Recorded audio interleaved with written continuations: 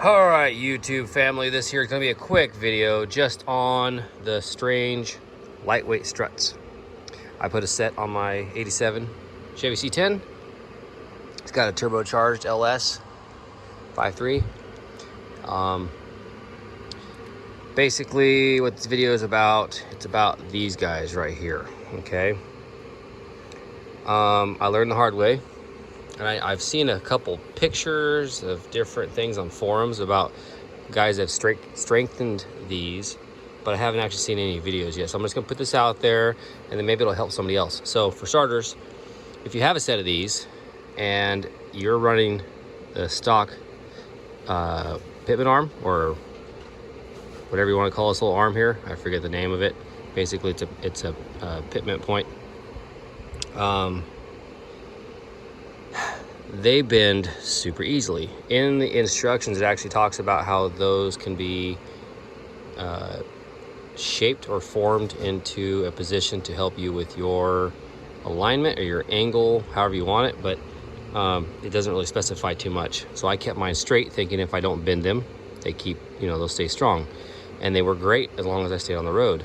The first time I put it on the trailer, it went on great. Went to pull it off the trailer at the drag strip.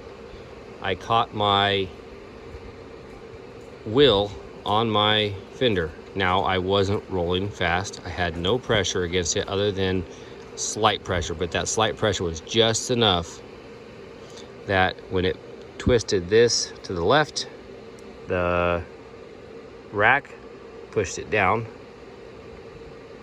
which caused this to go down here. And it was bent. I'll actually post a little clip of that here in a little bit and you'll see what it looked like. It was actually way worse. I straightened it out at the track. But that being said, now I can't pull this off without taking the caliper off, and I really don't want to yet because I've got a different way of doing this. But what I did to cure it is I built a bracket. So the plating, you can see that. I strengthened it. I gave it some stability, a little more oomph. And then on the other side, let me show you that. I'm in the process of doing that one right now. See that little rod right there and that sleeve right there?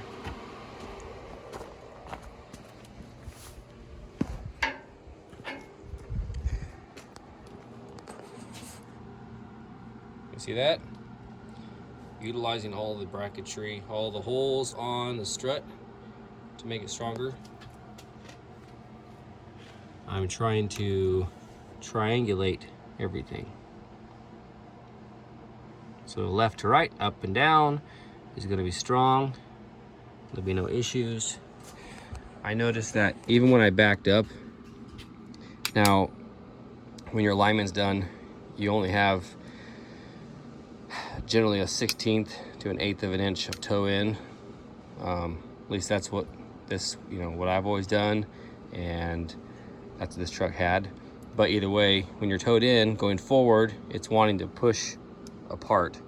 And going backwards, though, when you're backing up, it's gonna want to pull apart. So I noticed when I was leaving my garage, I was rolling it back one day, and my kid said he noticed that this guy here was actually moving around and it wiggled. You know what?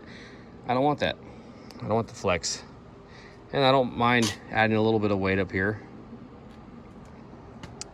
So yeah, that's what I'm doing.